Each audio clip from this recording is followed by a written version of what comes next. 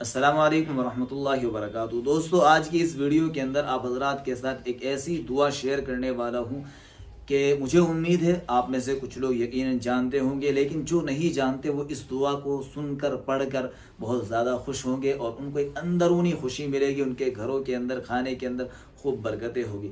دوستو، جب بھی کھانا کھانا شروع کریں، آپ دسترخوان پر بیٹھے خود بھی پہلے یہ پڑھے بسم اللہ والا برکت اللہ، یا پھر یہ پڑھ لے بسم اللہ الرحمن الرحیم۔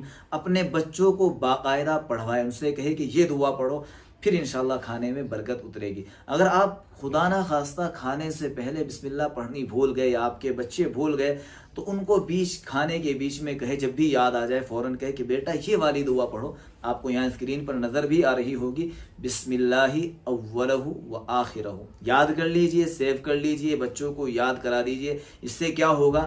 انشاءاللہ آپ کے کھانے کے اندر بہت زیادہ برکتیں آئیں گی۔ اس ویڈیو کو شیئر کیجئے اور اس پر عمل کرنے کی کوشش کیجئے۔